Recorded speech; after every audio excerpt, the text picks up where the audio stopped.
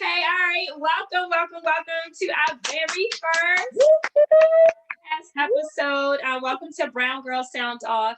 I am joined, my name is Tony Woodland, and I am the host of Brown Girl Sound Off, and I'm joined by my amazing co-hosts and panelists. We have Miss Nafisa Carter. Hey, Nafisa. Hey ladies. Okay. Nafisa's a story, y'all. Oh, okay. We have Miss Edwina Jones. Okay, Hey. And last but not least, the beautiful Miss Chantal Randolph. Welcome, Chantal. Okay, all right. So again, we hope that you find this episode and our entire podcast series to be a place where you can heal, where you feel rejuvenated and uplifted, and that it just like fills your cup. Okay, so just so that you know, none of us have done this before, but we know how important it is to center and amplify the voices of women of color. And so if that's why you're here, if you are a woman of color and you are here to say, yes, let me step into my full glory, let me affirm my fellow sisters of color, then you're in the right place. If you are here as an ally and you are wishing to learn, right? And we're not talking about stories about us written by other folks, but you are wishing to learn directly from the source, then you're also in the right place. And welcome, welcome, welcome.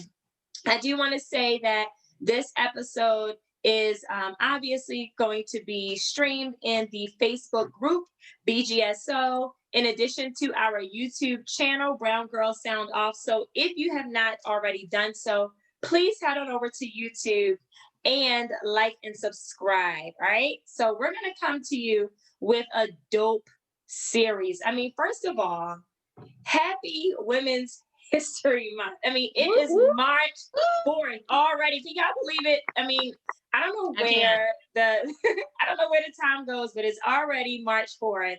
And it is just amazing to kick off this podcast during Women's History Month. What a symbolic and amazing thing to have 4 women of color just kicking off such a dope podcast during this month. We're making history, ladies.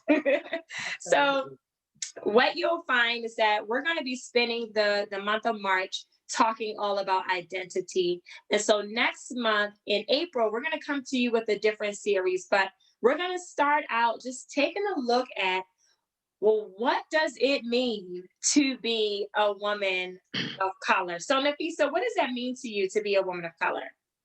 When I think about being a woman of color, I'm always very, very intentional, and I'm conscious of how I'm being represented, because I feel like so often we're underrepresented and we're misrepresented and misinterpreted.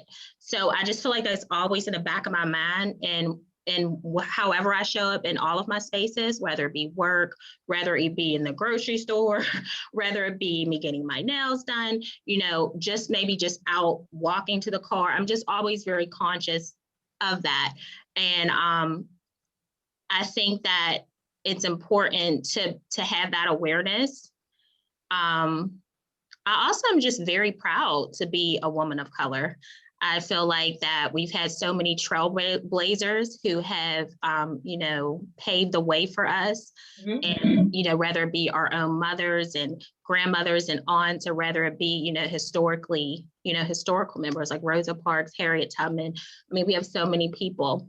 And that just kind of like encourages me and makes me want to always use my platform and use my voice to speak out and, to be heard and to make sure that we're seen and that we're recognized in a positive light, because I feel like often we're not seen in always in a positive way or productive way. So I think I'm always conscientious of that. Wow, thank you. There were lots of mirrors in what you shared. Many of the things that you shared are also ways that I look at, also, being a woman of color. But Chantal, tell me, as a woman of color, what does that mean to you to be a woman, a Black woman? What does that mean? For me, I think it's about being authentic in who we are and recognizing that not only are we queens, but we are princesses, we are innovators, we are creators, we are glorious in everything we do. And for me, that's something to be proud of. That's something to celebrate. That's something to embrace. And for a long time, it took me a long time, 39 years old, to really step into accepting who I am as a brown woman of color. Learning to love the skin that I'm in, learning to appreciate who I am fully as a woman, and also learning to embrace other beautiful Black and brown women in my own community. And so, what I've come to find with identity is just loving the variation of shades that we are, the flavor we bring to the table. Yes. I just have learned to love everything about us as Black and brown women. And I think our identity is we can be who we want to be when we want to be it, how we choose to be it. And we are Yes. breaking the rules and breaking the barriers of what we should look like, what we should talk like, how we present, how we show up. And we're really saying no, we're breaking down those stereotypes, those barriers, and we're having the conversation and say we show up how we need to show up in those spaces. And you're going to include us, you're going to accept us. And guess what? We, as Black and brown, beautiful women of color, are learning to accept one another. So for me, that's what identity means for me as a Black and brown woman. Oh, I love you said we can be whoever we want to Whoever be. we want to be. Listen, I am loving that. I mean, I think that you're right. This is our time to be unapologetically all that we are, all that awesome sauce. Thank you. Thank you for sharing that. Edwina, what about you? What does it mean to be a woman of color for you? All right. Well, first I want to say, I just want to kudos to Chantel because she definitely listed a lot of things and I was just like, yes, all of it and all of that. But it makes me think about like, when I think about that, it's like women of color to me, we are a verb. It's like, we're not an adjective. Like there's no description. We're not a noun, it's like we are an action. It's the things that we do. It's the things that we bring. It's like all of this, and it is something to truly embrace. And it's something that I think I'm continuing to grow into every day, every year. It's like the more I see just how unique we are. It's the uniqueness about us that just makes me proud to be a woman of color, for sure. And so I definitely say women of color, we are a verb because we are go-getters. We do. It's what we do, okay? At the end of the day, don't worry about it. I got it. Got you. I love that. I mean, I have never heard, our identity even, explained in that way. We are a whole verb. I'm sorry, you just giving me pause, and I love it. It's like when I think about being a woman of color, I'm still stuck on where verb, right? But in essence, that's exactly what I think about. And I think about all that, Nafisa shared and that Chantel shared. And what I think you ladies did a great job of really showcasing is just how dynamic we are.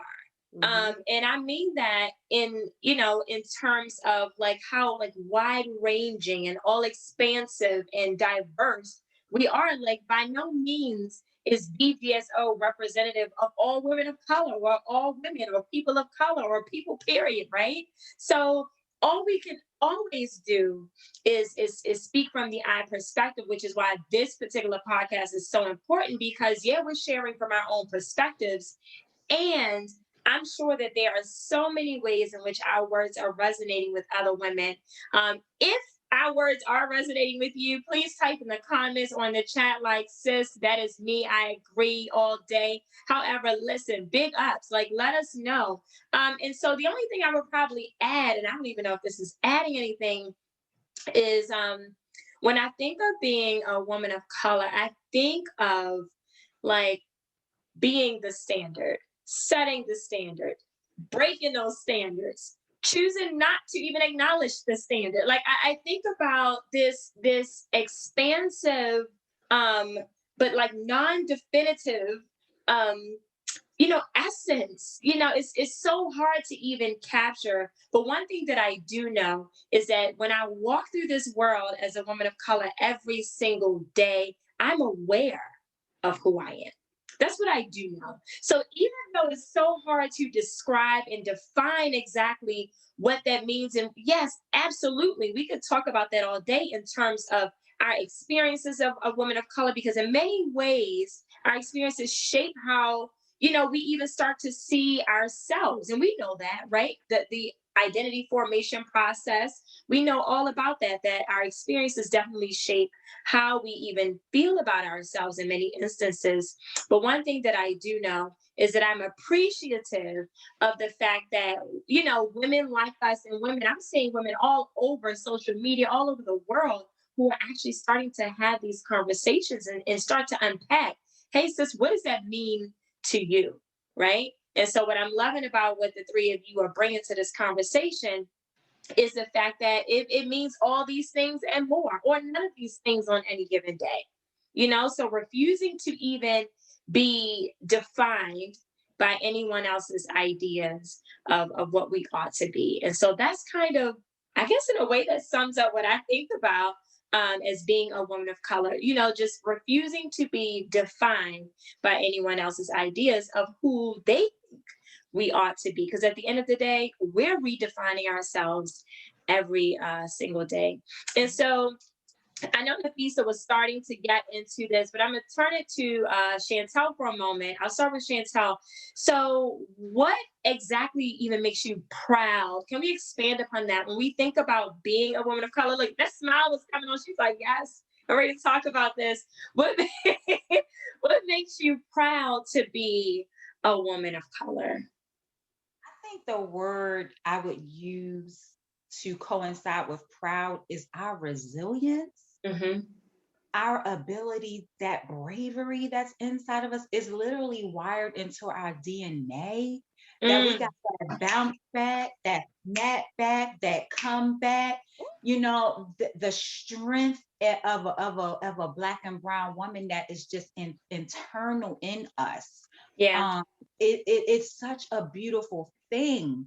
And the thing that makes me so proud is that we have the ability, I picture us maybe through life storms or situations, that we are those roses that grow through that concrete. Yeah. That nothing can stop us, nothing can hold us down. And at the same time, we love, we birth beautiful children. Yes. We grow up and start businesses and have amazing careers. And to me, there's just nothing that we cannot do as women, as Black women. And I think, again, like I spoke to earlier, as I got older and I started to realize and look back over some of the things I had overcome and went through, and I said, wow, I'm so resilient, and I don't need anybody to confirm to me that I'm resilient. I know I'm resilient. Yeah. And that's where I sort of got really clear about who I am as a Black woman, because it started to resonate in other Black women I would see when I would hear their stories and see some of the things they came to. And I would go, wow, we are just such beautiful, resilient women. And I'm so proud that the Almighty made me a Black woman. I know that's right. The other thing that I was thinking about is, and Nafisa and Edwina, feel free to chime in too. The other thing that I'm thinking about is what I'm seeing on social media right now, right? So I think about a couple of years ago, I was not really big into social media. So maybe this was always happening. But what I will say is I've noticed, especially since COVID has forced us to, in many ways, quiet down, right? And be really still. Maybe I'm just more aware. But what I'm noticing, especially amongst Black and brown women, is that this redefinition process is happening. Now I know, and let me give you an example. So one of those ways that I'm seeing it happen has probably been going on for years, at least 2 decades. But you look at like even the natural hair movement, and you look at women showing up in their workplaces and saying, absolutely, my braids are professional. This is how I'm coming to work. This is professional. You're not going to tell me, that it's not, that my hair must be straight. I'm also seeing, lots of spaces being curated by women of color, for women of color, saying, sis, I'm inviting you. Welcome. Come on in here. This is our space and it's our time. And so that makes me so proud. That makes me so proud to see us actually saying, you know what? I know that society would rather have us think that two strong Black women cannot exist in the same space, but we got 4 on this podcast alone. And we have hundreds more in our group, in our BGSO group alone. We have thousands more who don't even know about a group, but I know once they do, they're going to be joining us as well. And so the ways in which we are knocking down these walls and these silos that have sought to divide us, we're now saying, guess what? No, we're knocking that all down. And we're going to tell you and show you what we're really about. It's not with the stories that you've told and the lies that you've told about us, but we do value sisterhood. We do value lifting each other up. We do value, positive identity and being proud of who we are. No more we don't walk around and think that the only way to be beautiful is to look a certain way or to act a certain way or to speak a certain way. And so that's kind of like what really, really makes me proud, is me seeing Black and brown women take control over their lives and their careers and their destinies and their images. I mean, it's a beautiful thing. It's a beautiful thing. Yeah, I definitely agree. And I just feel like that when we were, I know the least I can speak when I was younger, I feel like when I would see images, just what society would portray as images of beauty, they were, white women, blue hair, blonde eyes, or long hair. Just, I seen a lot of people who didn't look like me. Luckily, my parents and my mom, she really instilled in us, and we talked about like the different queens in Africa, Queen Nefertiti, Queen Hatshepsut, different things, and looking at, and I learned my history and I learned my heritage, and I had that in my household. So I grew up learning to love who I was, to love my wide nose and my larger lips. And I agree with you. It's really comforting. And I love that we are stepping into our skin and embracing that, and that we're proud of who we are. And like we're in all our spaces, like you said, when we're showing up at work, whether we have our afros, you see that on TV, most women of color are wearing their natural hair. We're no longer relaxing our hair. You rarely see that anymore. And I just think that I just love that we have grown past that, and that we are unapologetically, as you said, showing up as our authentic selves. And I just feel like the strength, and I just feel like we just have such a presence. And I think that is just innate in us because we are queens, our ancestors are queens, and it's in us. And that we just have just the essence of us. When we are in a room, we're there. Even if you might not want to, you feel us and you see us. You might not want to acknowledge us, but we're here. And yes, that very part right there. So yes. I'm leaning into is the natural strength that comes with women of color that I am very proud of. Whether that strength comes in a silent, quiet strength, it's just, you can just feel, like you said, when a woman of color, and I'm going to say a Black woman specifically, is in a room, it's like, she don't even have to say nothing. It's like you can just feel it, and I really, it's like, once again, it's coming into being proud. It's coming into being aware of that strength, whether of that natural strength, whether it's a silent or a quiet strength, I should say, not silent, but a quiet strength or a boisterous strength. There are women, like you say, some we go get, and we are bold, and we lead from all avenues and all walks of life.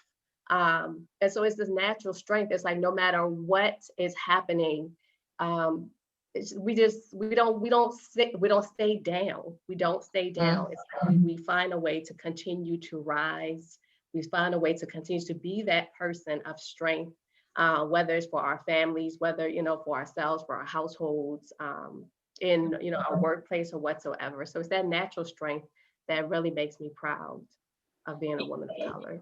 And you know what else, Edwina, is that because we talked about this a couple of months ago. The other thing that I'm also seeing, kind of even going back to my redefinition theme that I noticed that we sisters are on, is we're even redefining what it looks like to be strong. Yeah. Because I think for so long, society has told us that the only way to be strong is to show up as if everything is all right.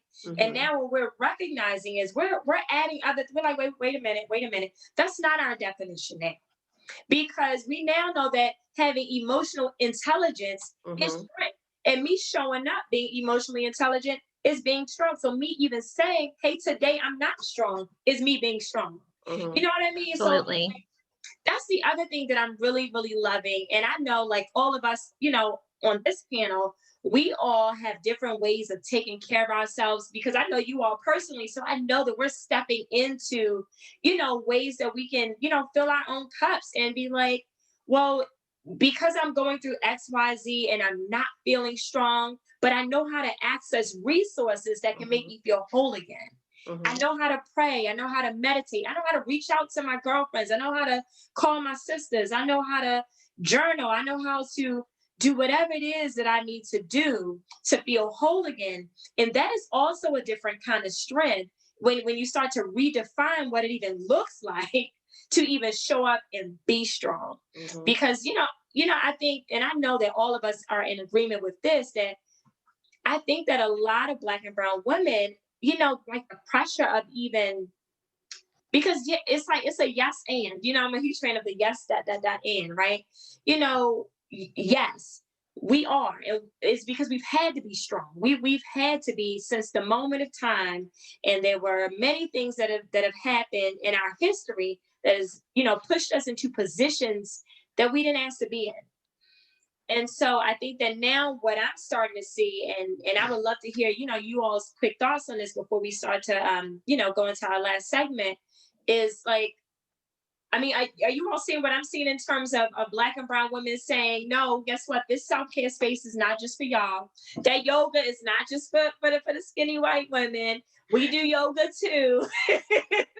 We go to therapy too. Yes. We're in our mental and emotional space. Yes, we are. Absolutely. Yes. Absolutely. Yes, as well, definitely. And I think for a long time, I feel like there was such a stigma against, going to therapy or seeking out help in the Black community. And I'm glad that we are changing that narrative, because it's so important to take care of our mental health. And I'm glad that we're also changing that narrative of, the strong Black woman, because it's no longer serving us. And it hasn't been. And people are unapologetically saying, I'm doing my self-care, I'm taking care of myself, whatever that looks like. Like you said, if I'm going to go to yoga, I'm going to go running, I'm going to go for a walk, I'm going to meditate, I'm going to go to therapy, whatever that is, to to take care of ourselves, which is strength, which is absolutely strength. And I'm glad that we've changed that narrative. Yeah, absolutely. I mean, no, I think that, of course, viewers, we're going to continue to dive into this. And we have a special guest that'll be joining us 2 weeks from now. So, this theme, I hope it continues to resonate with you, because Edwina is right. Like, we are strong, and let's unpack what that looks like. Let's unpack what our strength looks like, because it doesn't always look like us showing up ready to fight. Right? Because I think that sometimes that's what people expect, was showing up ready to be, aggressive or whatever case may be. Right. And when we need to do that, then we do that too. Absolutely. Listen, I'm a whole mama bear. I know all of us are. And so you come for my kid, and you're gonna get all the rah-rah. That's right. But I think one of the things that I'm seeing us as Black women that I'm loving is us embracing that internal aspect of who we are, and having these conversations more, and connecting with that emotional and mental space and letting that guard down and being vulnerable and saying, sis, I need help. Sis, I ain't got it all together. Sis, I need a break. Sis, can you watch my kid and I watch your kid and you go have a self-care moment? And can we communicate and be a community? How do we support one another? How do we encourage one another? So I am just loving that we get to identify with that too. We no longer have to, like we talked about, that whole strength and I got it all together. I got it figured out. And I don't need no help. And I'm carrying these burdens on my shoulders because that's what we're told as Black women, that we have to carry the burden and the struggle. And we're saying in 2021 and beyond, no, we do not. You know, we're taking those burdens off and we're saying, that's not for me. You know, this self-care and this healing is for me. This asking for help is for me. This giving support is for me. And so those are the things that I'm like, yes, you know, I am so excited for not only just myself having walked through that, but just watching all of us as a community in a collective start to have this whole movement around having these conversations and saying that is a part of our identity and we get to connect with that side of ourselves. Absolutely. And so I'm like, yes, let's keep it going. Let's do it. Yes, thank you so much for sharing, and thank you to Nafisa and Edwina as well. Thank you, all three of you ladies. I really appreciate what you brought to this conversation, because I know that many women in our community have been waiting to have this conversation and to have a space in which to have this conversation, because too often our voices are just drowned out. It's like, yeah, you're talking self-care, but this is work. It's like, but wait a minute, I got to show up here whole too, So I just wanted to say thank you for that. And so as we start to wrap up, so we've talked about, what it means to us to be a woman of color. We've talked about what makes us proud, and we can, I'm sure, talk about that all day long. Listen, all life long, right? But I want us to kind of start to wrap up with what, as a woman of color, what is something that you need? So I want you to just tell us, one thing that you need, and even if you offer a little explanation behind that. So what's something that you need as a woman of color? Nafisa, would you? I'm thinking of a lot of things, but I think definitely just to be heard in all of our spaces and wherever we are in life, to be heard and to be just listen to whatever it is that we are saying that we need, whatever we are saying that we don't feel right about and that we think should be changed or adjusted, whether it be in the workplace, and just, centering and amplifying our voices more, and really just being heard and understood. Not only heard, but understood.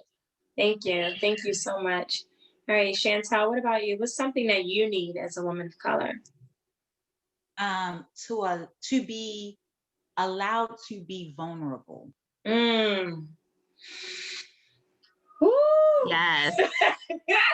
All right, tell us more about that. Be able to cry. Yeah. To be able to say, I don't have it all together, and that's okay. To not be judged for this idea of perfectionism, right?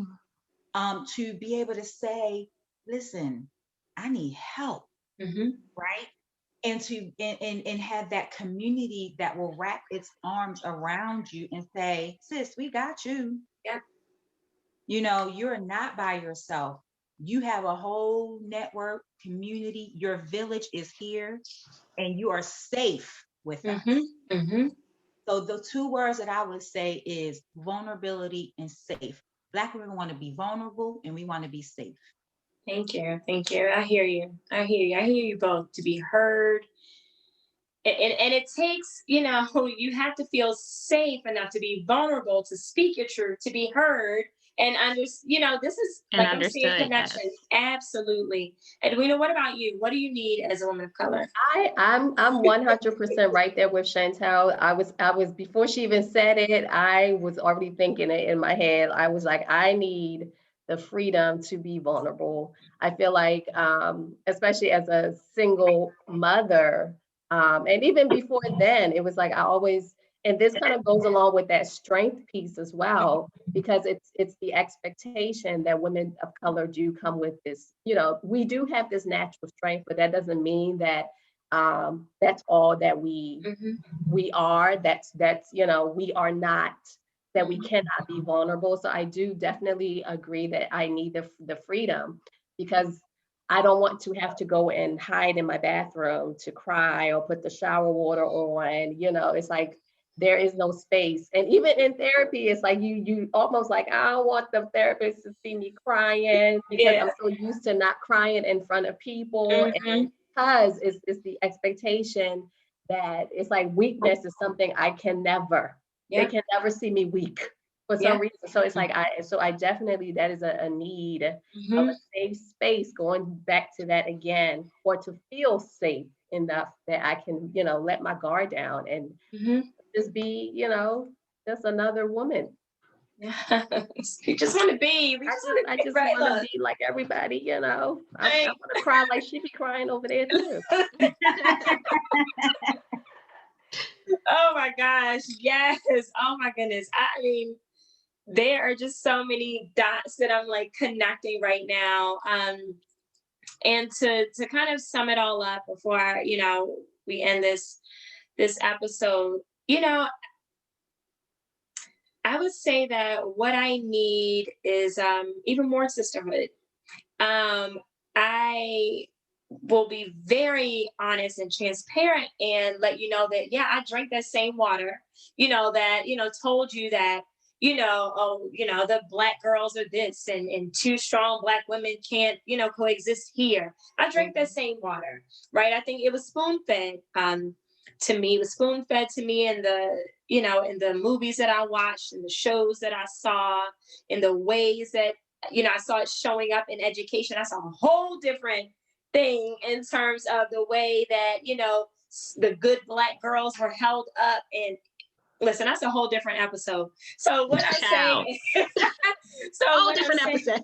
A whole different one, right? We got some educators in here anyway. All right. So we can talk about that all day. But yeah, I think even more sisterhood. I think, I firmly believe that we are stronger together. Firmly believe that we are stronger together. And I think that, for a lot of us, when we are experiencing various things in different areas of life, whether it's at work, at school, in our homes, in our relationships, in church, it's the dynamics of, what it feels like to be a woman of color, it shows up everywhere, in places of faith, out in the community, in places where they're apolitical, which I don't think that really exists. But my point is, those experiences are often very isolating, right? And a lot of times, I've found myself second guessing myself, like, am I really even experiencing this? This is really happening? Because then people will start to convince you that you're experiencing it because it's you. This is a unique experience, right? And then when you start to talk about like how, the four of us and many other women, I'm sure, who are watching this, are in different professional spaces where we're often underrepresented, who do we call on? You know what I mean? How do we get affirmed? Who are we mentored by? And so I need more sisterhood. I need more sisters to reach out and be like, guess what? I don't even live in Baltimore, right? I live in England, or I live in wherever. I live in California. I live in Texas. But hey, sis, this is my experience too, right? And I don't want us to always just bond over trauma and pain. That's not what I'm saying. But what I am saying is there are so many things and stories left untold when we think that they're only our stories and no one else is experiencing this. And I do believe that we're stronger together. I mean, I've facilitated affinity spaces with women of color. I've participated, and just to feel that power and that love. it's unmatched. So yeah, that just, I need more and more of that. But thank you so much, ladies. And for those of you who are watching, again, if you've had any of these experiences, you tell us, please, what is it that you need? What do you need as a woman of color? What makes you proud as a woman of color? What does it mean to you? So we want to hear from you as well, right? Because again, we don't speak for everyone, but we're always sharing from our perspective, as we can only do. But as we start to close out, I want to say thank you all for tuning in, for listening, for watching, whether you're on your way to work right now, on your way home, on a lunch break, or you're, listening, with a friend. We do encourage you to bring folk with you. Okay. So bring people with you to this conversation, because this is just not our conversation to be had. We want other people to share, and learn, and also share their stories as well. But I have 3 tips that, as I was listening to Nafisa, Edwina, and Chantal speak, there were some themes that were starting to emerge. So the first thing, and ladies, I want to hear your thoughts about this, but the first thing I'm thinking that kind of bubbled up for me was, do what you need to do to fill your cup unapologetically. Like, do what you need to do that, right? Because we've already shared, we're going to touch on it more next week, but we've kind of touched on the fact that as a woman of color, we're often showing up in spaces that are like knocking us down and keeping us bound, misrepresenting who we are. First of all, telling us who we are, right? And all of that is exhausting, and it is damaging, right? The impacts of racism and sexism, they're real. There have been studies shown that, that there are dire impacts on our health, physical and mental. So do what you need to do to fill your cup. The other thing, that I like to share, so the second thing is to seek affinity, right? So I shared that in when I shared what it was that I needed, but I mean, we're doing it now. I mean, I'm looking at 3 other beautiful brown faces, right? Either any one of us could have done this on our own, but we chose to do this together. We're seeking affinity so that we can share in experiences together, and do that so that you know that you are not alone. You may feel affirmed, and who knows, you may also be a blessing to be able to affirm someone else. So seek affinity. Don't let people tell you that all this strength, all this beauty, all this awesomeness cannot exist in the same space. As a matter of fact, it should. As a matter of fact, it should. Exactly. And the very last thing is, within your comfort, zone, because we do realize that whenever you're being vocal and you're speaking out, there are risks, right? But be vocal about what your needs are, and do that unapologetically too, right? Because I think a lot of times when we think of, what it means to be a woman of color, and there's this expectation that our strength looks a certain way, which is like you're shutting up, you're taking it.